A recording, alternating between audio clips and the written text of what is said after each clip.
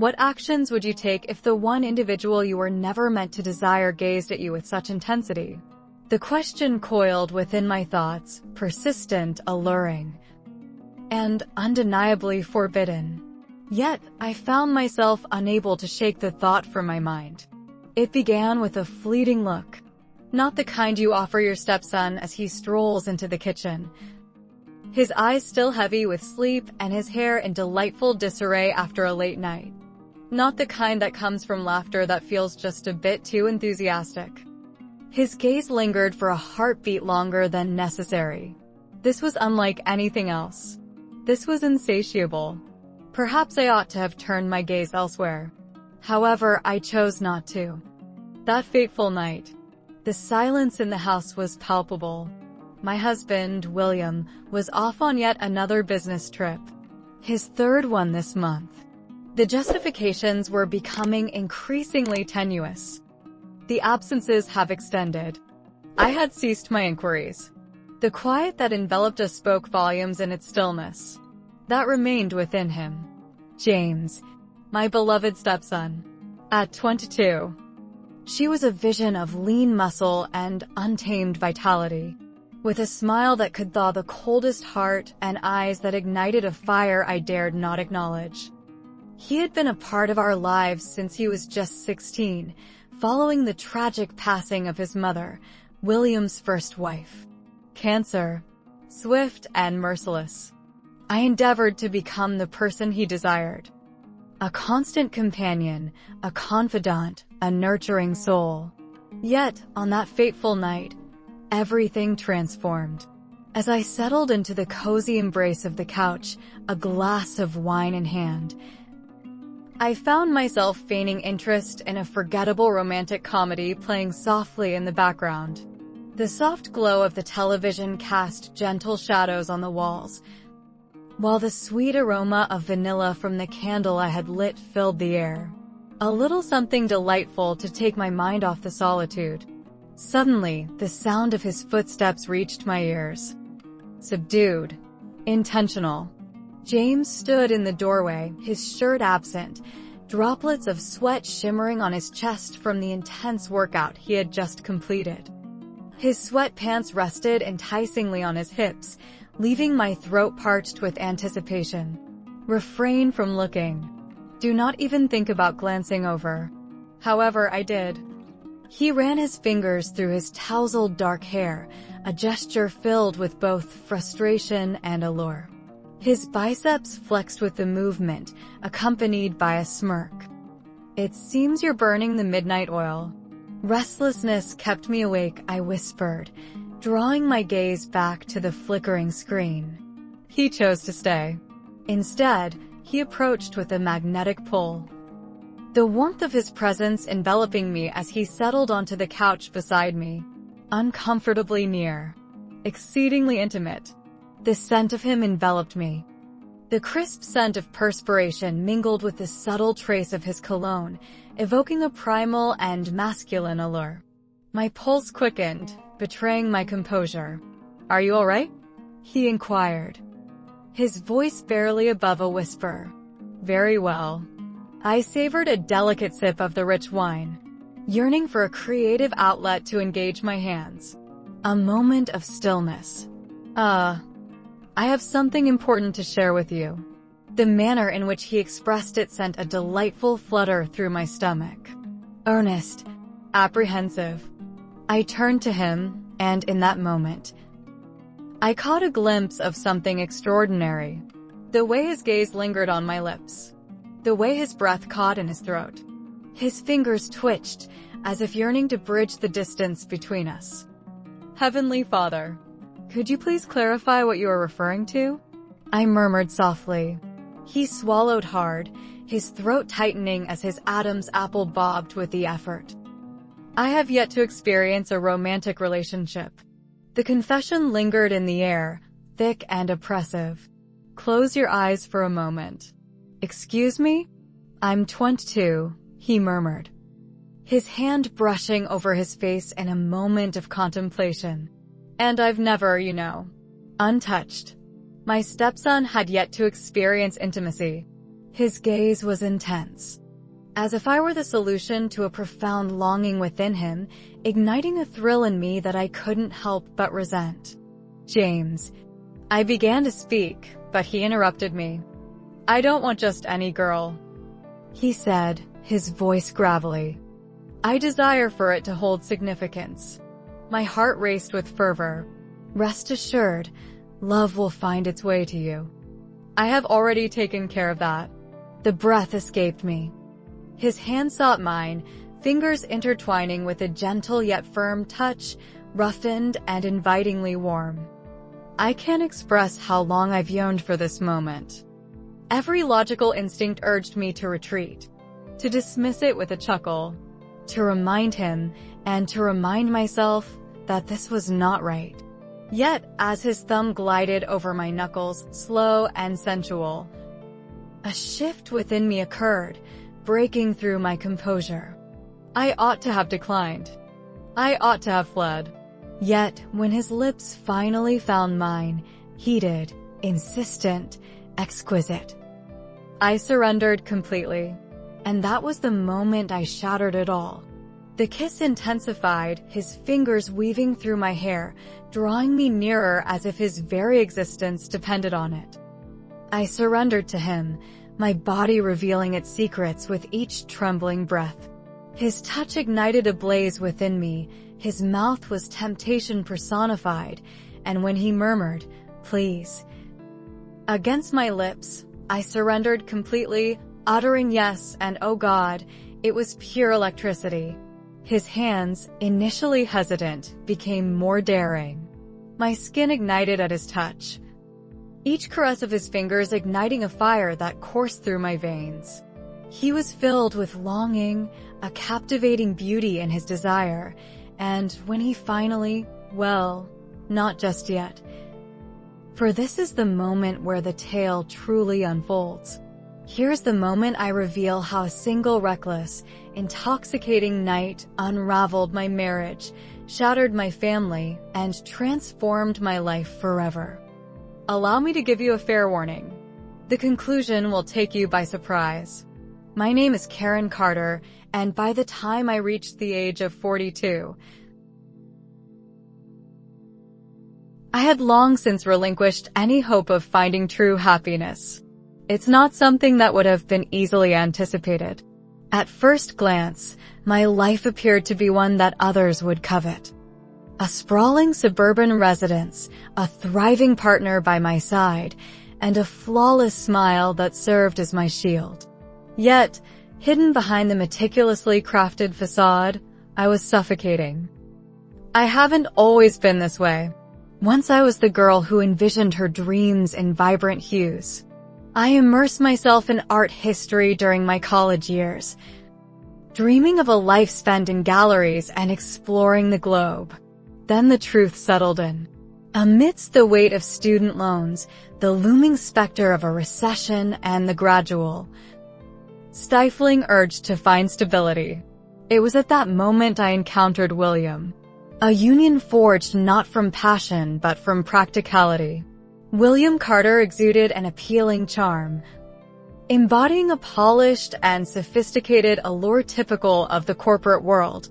Polished, observant, with a grin that assured reliability. He was a dozen years her senior, divorced, and bore the silent sorrow of a man who had laid his first wife to rest far too early. My feelings for him were not rooted in love. However, I found myself drawn to him. And at 30, with my aspirations collecting dust, feeling fondness seemed sufficient. After a whirlwind of 18 months, we exchanged vows and embarked on our journey together. A wise choice. My mother re-Williamed. He will ensure your well-being. And he certainly did. Simply not in the ways that truly counted. A stepfamily that always felt out of place. Upon marrying William, I found myself embracing a shadow James, his 16-year-old son at the time. James embodied the essence of a tempest, a brooding presence that stirred the air around him. Haunted by grief, he remains distant, a storm of emotions brewing beneath his stoic exterior. In those initial months, his words were few and far between. He shot me a look from beneath his tousled dark hair, as if I were an unwelcome guest. Attempted. I truly made every effort. I prepared his most cherished dishes. Spaghetti with an abundance of garlic, please. I found myself captivated by his soccer games. He never sought me out among the crowd. I carefully framed a photo of his mother and placed it delicately on his dresser. He tossed it carelessly into a drawer, the action imbued with a sense of finality. One evening, I was startled by the sound of weeping filtering through his bedroom door. I simply walked in without a knock, remained silent. I found myself seated outside, my back resting against the wall, and remained there until the sobs ceased. The following morning, he prepared coffee for me for the very first time. It had been charred beyond recognition. I savored every last drop. Time flowed by. James blossomed into a re-Williamable man. With a commanding presence and a keen intellect, he possessed his father's smile yet lacked any semblance of his restraint. He embarked on his college journey, returned home, and drifted through a series of part-time positions. William feigned ignorance to his son's aimlessness, as if he were deliberately choosing to overlook my presence. Our marriage was not unkind. It was devoid of life. We ceased our contact, ceased communication, drifted into slumber as if we were mere strangers sharing the same bed. I reassured myself that it was perfectly ordinary. The fervor diminished for all involved. Then I discovered him sending messages to her.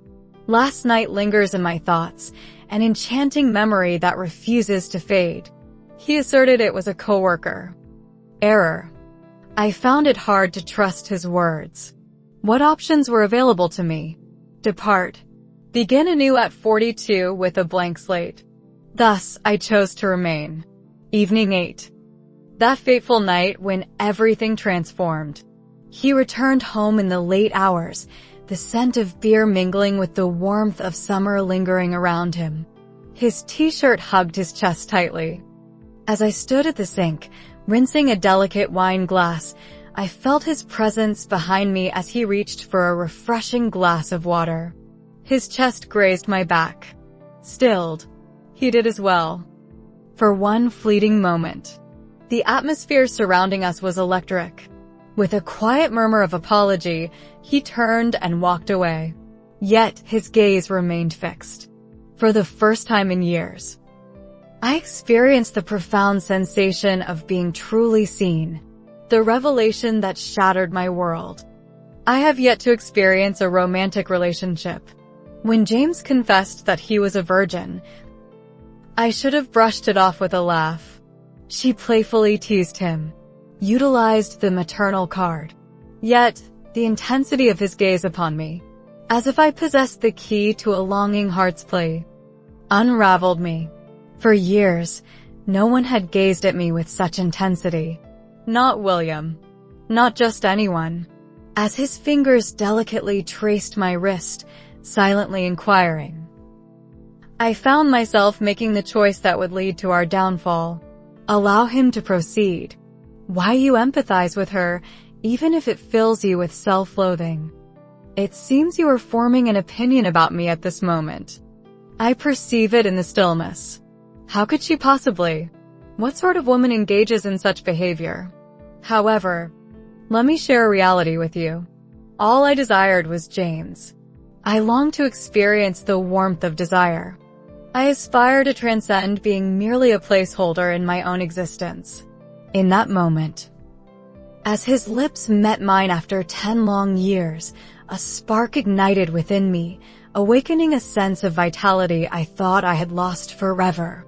That fateful evening when time itself seemed to pause. The air was thick with humidity on that summer evening, wrapping around me like an unwelcome embrace, turning every piece of clothing into a heavy burden. William had departed for yet another business trip. The same journey he embarked on each month, consistently returning with a subtle fragrance on his collar that was not my own. The silence of the house enveloped me, a palpable emptiness that lingered in the air. Just me, a half-empty bottle of Merlot, and the tantalizing presence of a man who wasn't my husband. James.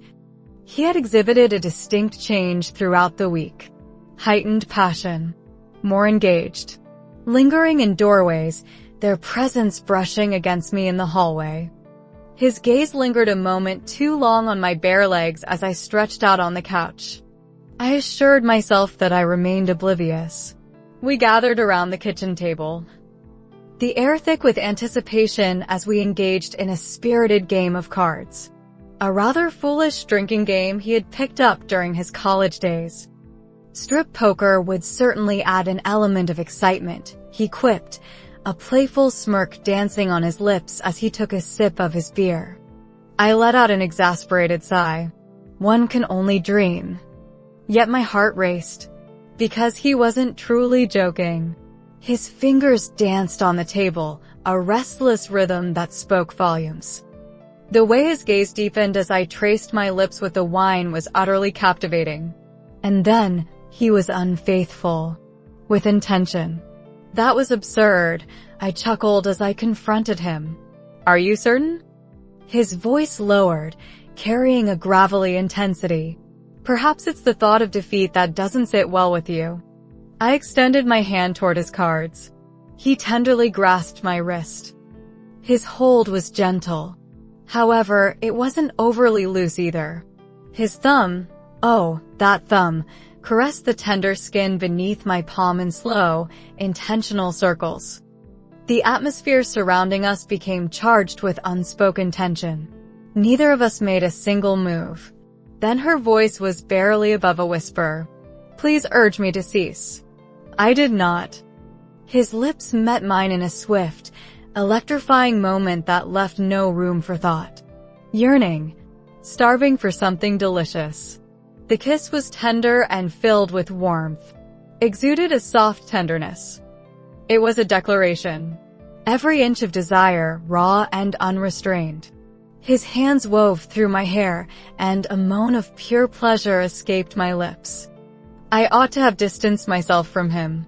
Instead, I held onto him tightly. His physique pressed firmly against me. Every inch defined, radiating warmth and vitality. His scent was a mix of sweat, cheap beer, and an alluring darkness that sent a shiver through my core. As his fingers slipped beneath my shirt, their touch both rough and impatient, I surrendered to the moment. I desire you, he murmured against my lips. Your ignorance of the duration of my desire for this is truly re-Williamable. I certainly did, because I had desired it as well.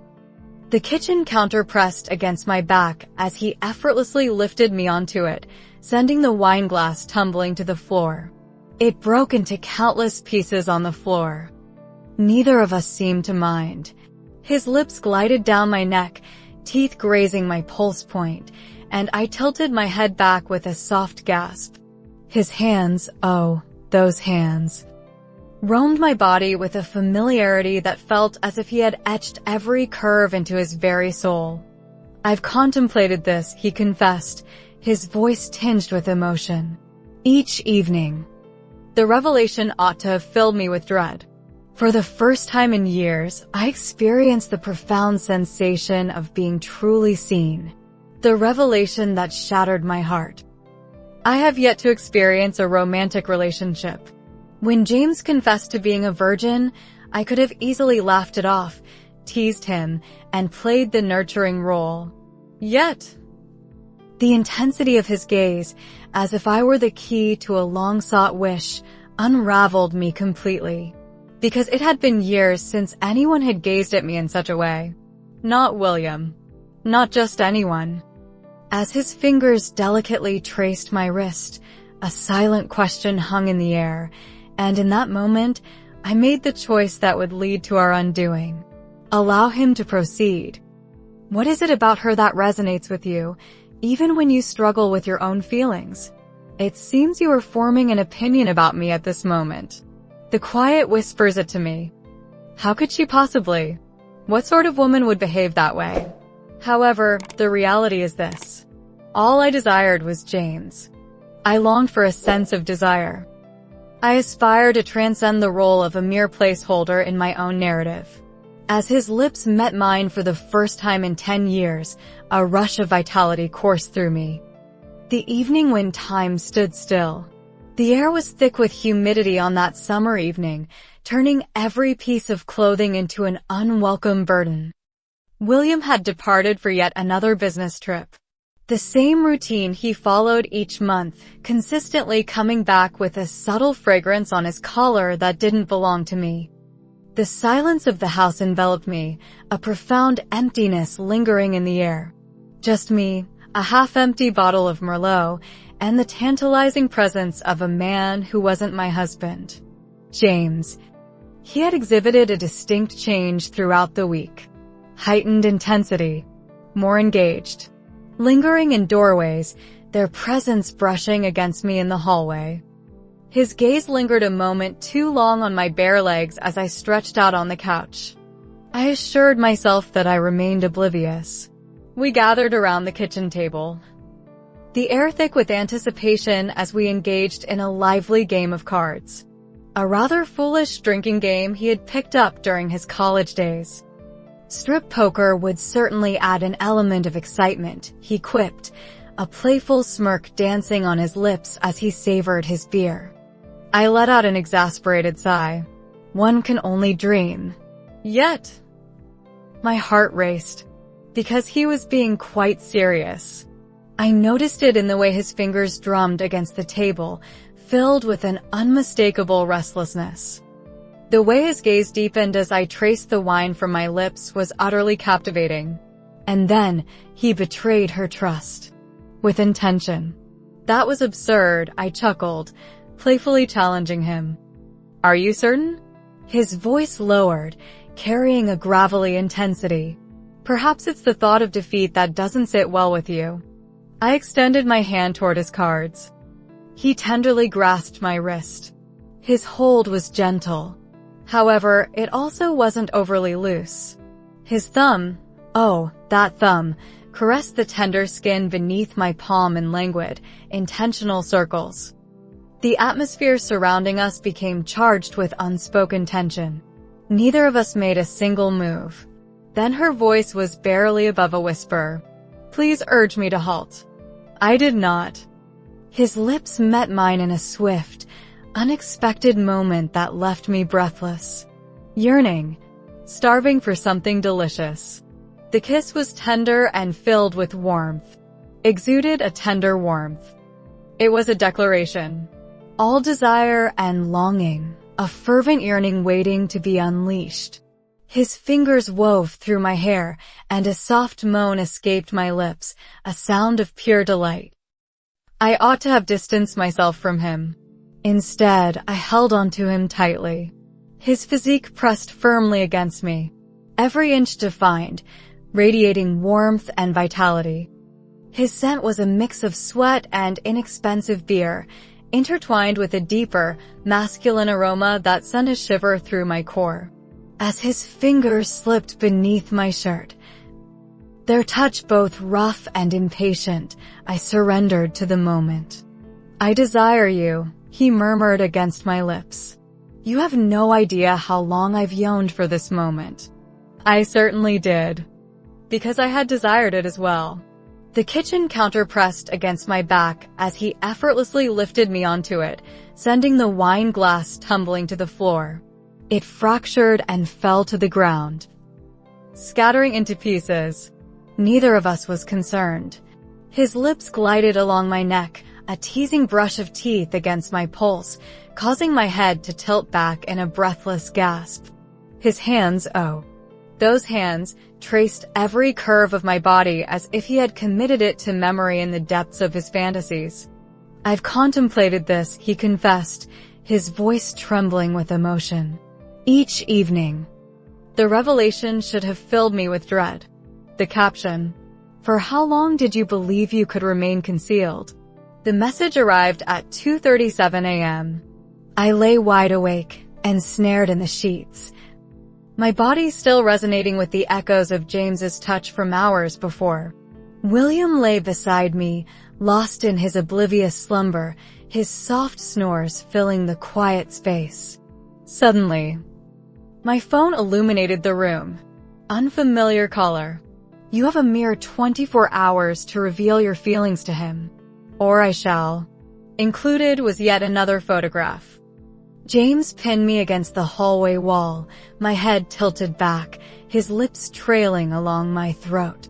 My stomach plummeted. Someone was aware. They were fully engaged, not merely observing. They stood in anticipation. For the next 6 hours, I found myself enveloped in a whirlwind of anxiety, exploring every conceivable scenario.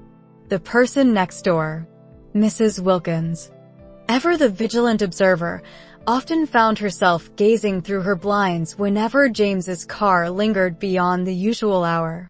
William's aide, the observant woman who had inadvertently forwarded me those dinner receipts. Or, for heaven's sake, William himself, laying a snare to gauge the depths of my descent. James merely smirked when I revealed the text to him. Allow them to speak. Are you out of your mind? I let out a sharp hiss. This could spell disaster for us. He gently cradled my face, his thumb gliding over my quivering lip. Or it might just be the key to our liberation. The subsequent message was even more troubling. Unfamiliar contact. Let's rendezvous this evening. 9 o'clock in the evening. The weathered boathouse. Arrive by yourself. Or the entire community witnesses. I gazed at the words until they began to fade into a haze. This transcended mere blackmail. It was a moment of profound realization. I discovered William in his study, the amber liquid cascading into a glass already brimming with excess. His knuckles were pale and tense around the bottle. It's time for us to have a conversation, I stated. He remained focused on his task, not lifting his gaze. Introducing James. The breath escaped me. He was aware. All along, he was aware. I anticipated fury. Embrace. Let out a piercing cry. Instead, William let out a weary sigh. I have eagerly anticipated your words. Hot tears stung my eyes. What is the duration? From the very first moment. He finally met my gaze, his own eyes void of emotion. The cameras captured your every move. Photography equipment. The word landed with the force of a blow. He had captured our moments on film. William gracefully pushed his laptop in my direction. Displayed on the screen. James and I are in the kitchen. His hand slipped beneath my shirt. In the living room, my lips brushed against his neck. Within the confines of our intimate sanctuary. You orchestrated this, I whispered. I sought undeniable evidence. His voice carried an unsettling tranquility. Regarding the divorce. A chilling awareness enveloped me. He desired me to betray my vows. Thus, he could depart unscathed. Then arrived the ultimate strike. William's voice broke the silence. James is gone. Excuse me? He was sent to his grandfather's in Colorado. Forever. He savored the rich warmth of the whiskey as it glided over his tongue. Unless you wish for me to take legal action. My veins ran cold. William had meticulously orchestrated this moment. Each stride. Each and every step. At that moment, he possessed every advantage. I reached for the laptop, sending it crashing to the floor. William remained unperturbed. It's currently experiencing a backlog, he stated matter-of-factly. I felt an overwhelming urge to express my frustration. Instead, I took the only course of action available to me. Fled. The boathouse stood silent and deserted. No extortionist. Avoiding conflict. Only my image was mirrored in the shadowy depths of the water. A woman who had risked it all. And defeated. William was efficient and purposeful in his actions. The documents arrived 3 days following my ill-fated attempt to break free, presented by a stoic attorney who steadfastly avoided my gaze. The conditions were harsh. There will be no alimony. Clause on infidelity, Section 4B. There is no entitlement to the property. Infidelity in marriage. Exhibit D, video recordings. There has been no communication with James. A restraining order is currently in progress. I carefully inscribed my name at the bottom, my hands trembling, and returned it silently. What could possibly be expressed? I brought this upon myself. In a quaint little town, whispers of scandal spread like wildfire. As I finally summoned the courage to venture outside, the stairs trailed behind me like lingering shadows. The grocery store cashier, a familiar face I had come to know over the years, pursed her lips and averted her gaze. Neighbors would deliberately change their path to steer clear of my presence. Even the barista at the coffee shop, who once greeted me by name, feigned ignorance of my presence. I was no longer Karen Carter, the esteemed partner, the unwavering companion. I was that woman. The woman who found herself entwined with her stepson. The individual who shattered her union. The one who surrendered to the embrace. I attempted to reach out to James. Once upon a time. 8. 20 times. His number was no longer in service. William had ensured that was the case.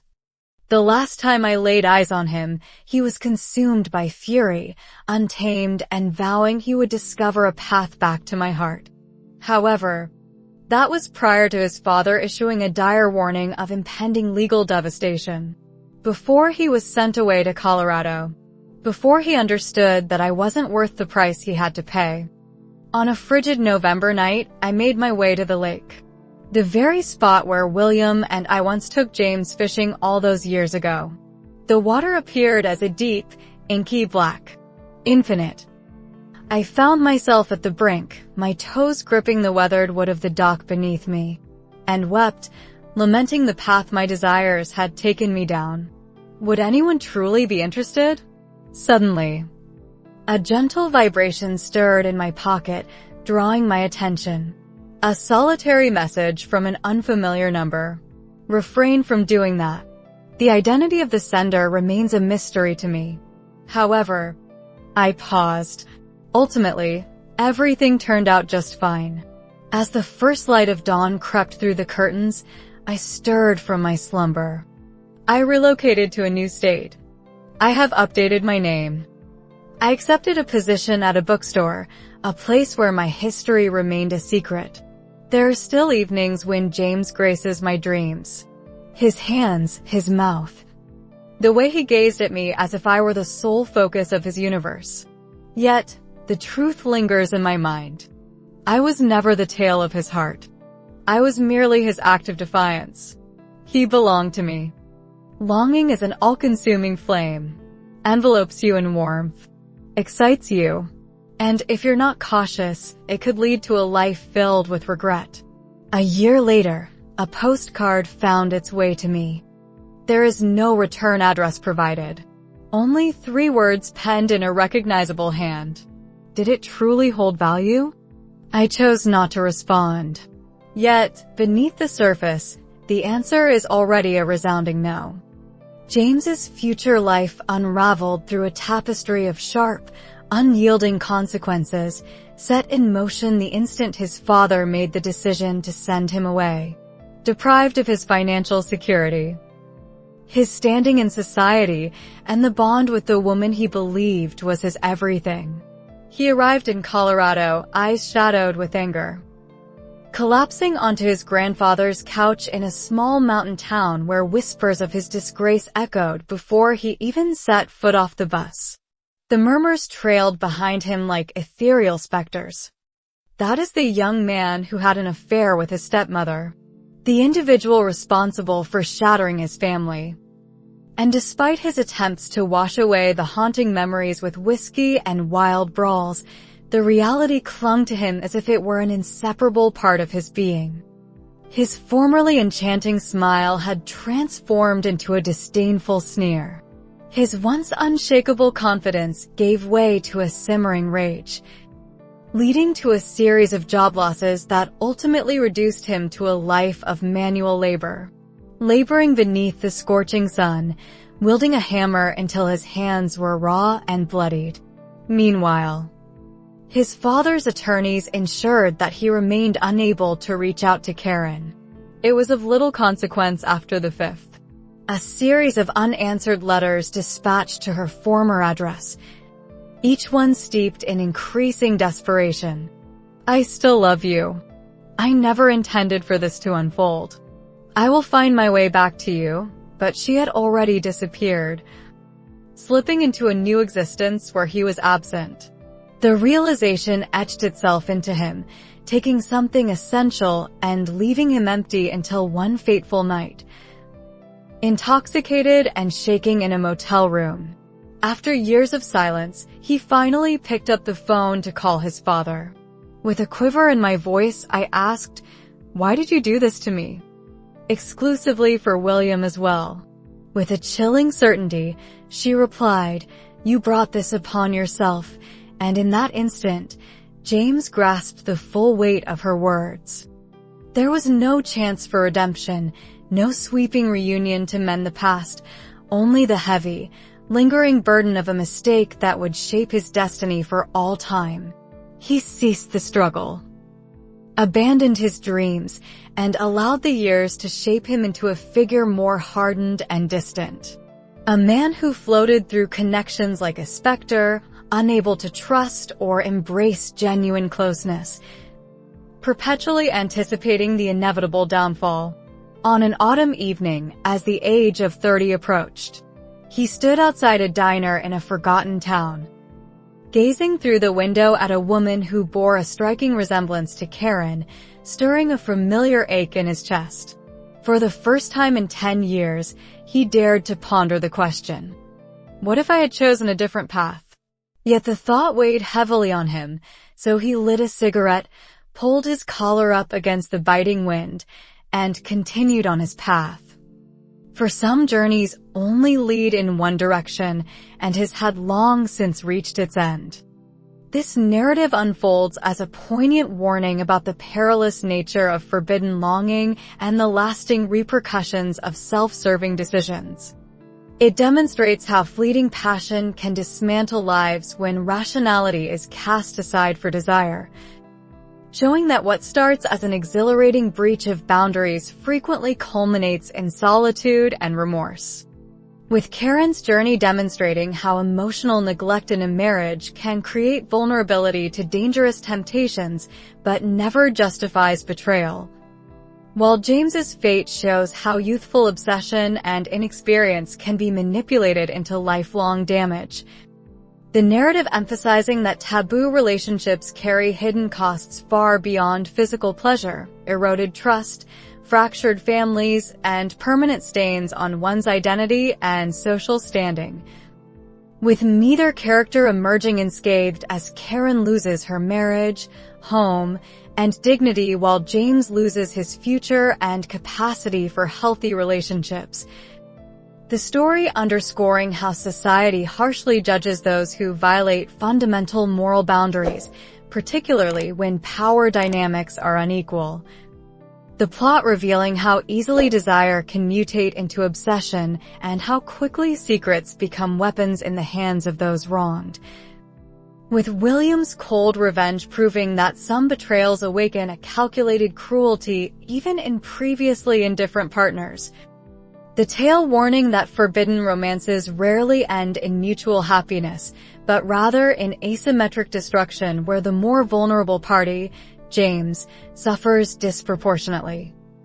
The conclusion suggesting that some mistakes cannot be undone no matter how deeply regretted, only endured as permanent lessons. The story ultimately functioning as a dark mirror showing viewers their own potential for moral failure when starved for validation and connection. challenging readers to examine what voids in their own lives might make them susceptible to similar temptations while affirming that some boundaries exist for profound societal and psychological reasons. The narrative structure itself serving as moral instruction by ensuring neither protagonist finds redemption or reunion, but only the hollow aftermath of their choices. The lack of happy ending reinforcing that certain lines once crossed cannot be uncrossed. The final postcard's haunting question, was it worth it? The narrative looms with a pivotal question that every character must face before taking action. Its strength resides in the unflinching portrayal of reality, devoid of sanitization or easy absolution. Instead, it lays bare the raw aftermath of desire, serving as a stark reminder that certain passions should remain unkind-led. For they cannot be tamed, only endured.